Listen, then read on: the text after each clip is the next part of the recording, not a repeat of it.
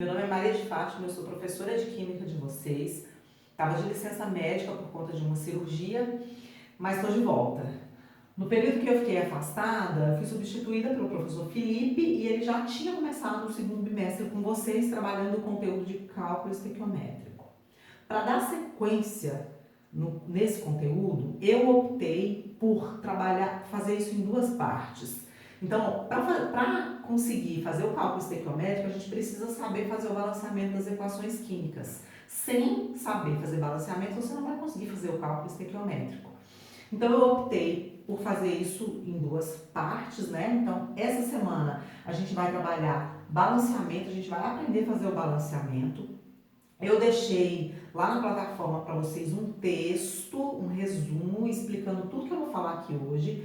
E deixei também uma lista de exercícios só sobre balanceamento. Então, essa semana a nossa tarefa é aprender e saber balancear uma equação química. Quando a gente tiver esse conhecimento adquirido, a gente vai ser capaz de fazer o cálculo estequiométrico com mais tranquilidade, tá certo? Então, hoje eu vou estar retomando. Durante essa semana, eu já dei plantão na terça-feira para a turma do segundo ano, eu já atendi alguns alunos resolvendo exercícios de cálculo estequiométrico, mas eu percebi uma dificuldade ainda no balanceamento, então eu vou retomar o balanceamento e depois a gente vai dar sequência no cálculo estequiométrico, ok? Bom, para entender o balanceamento, primeiro a gente tem que entender o que é uma equação química. Uma equação química é a representação de uma reação química. O que é uma reação química? É um fenômeno químico, tá? Então, por exemplo, aqui eu tenho 4 equações químicas que representam 4 fenômenos que acontecem no nosso cotidiano.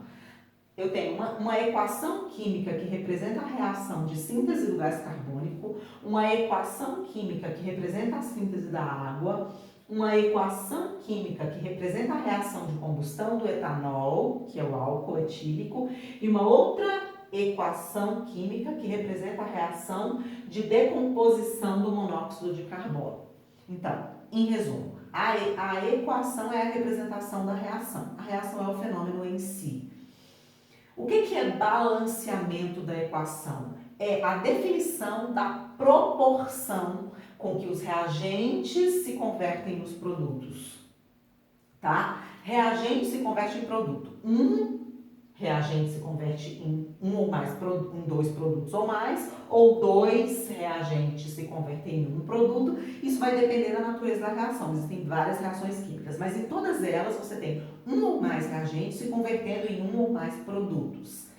A relação de proporção entre reagentes e produtos nem sempre é 1 para 1, como no caso aqui da primeira equação. Nessa primeira reação aqui, a proporção entre reagentes e produtos é 1 para 1. O que é isso, professora?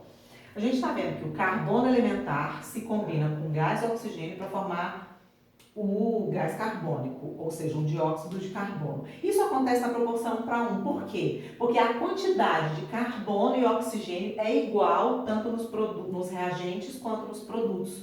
Eu tenho do lado dos reagentes um carbono, o dióxido de carbono, que é o produto, também tem um carbono. Do lado dos reagentes eu tenho 2 oxigênios, do lado dos produtos eu tenho 2 oxigênios. Ok, essa equação não precisa ser balanceada porque ela já está balanceada, porque a proporção é 1 para 1 para 1.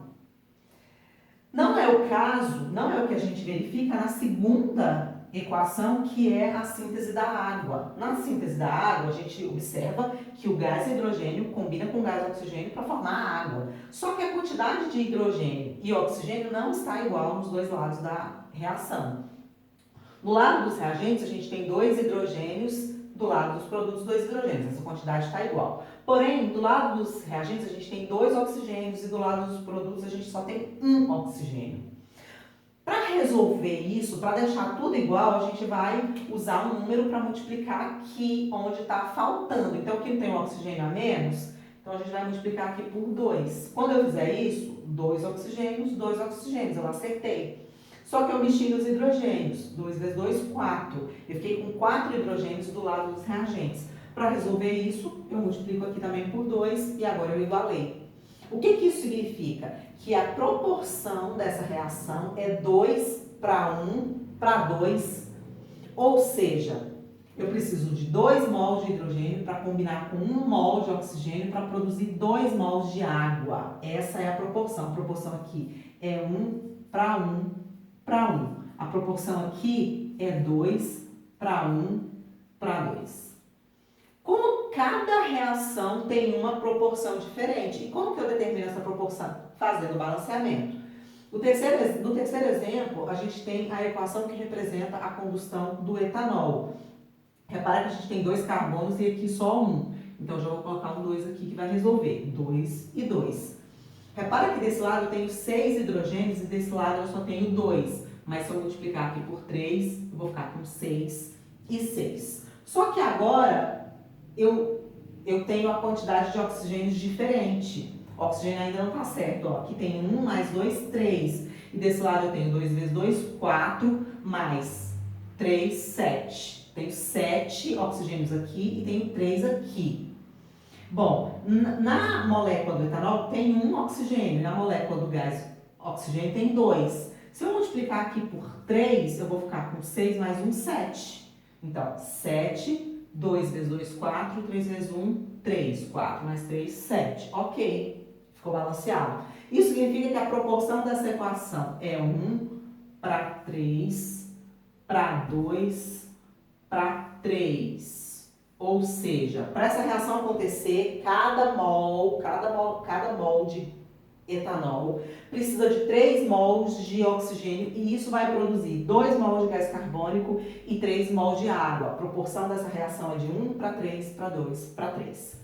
No último exemplo, o monóxido de carbono se decompõe em carbono elementar e gás oxigênio. A quantidade de carbono está igual, é 1, mas a quantidade de oxigênios aqui é 2. E aqui é só 1, então eu tenho que multiplicar aqui por 2. Então agora 2 e 2. Só que eu acabei mexendo nos carbonos também. Agora eu estou com 2 carbonos, mas se eu multiplicar aqui por 2, eu acerto. A proporção dessa reação é 2 para 2 para 1. O que isso significa? Que cada 2 mols de monóxido de carbono, quando entra em decomposição, produz 2 de carbono elementar e 1 de oxigênio. Isso é balanceamento de equação química. Vocês têm que saber fazer isso aqui para fazer o cálculo estequiométrico. Então, pega o resumo que eu deixei, pega a lista de exercício, faz todos os exercícios de balanceamento, todos que tiver na lista, para você treinar, você aprender a fazer balanceamento, ok? E aí a gente volta na semana que vem.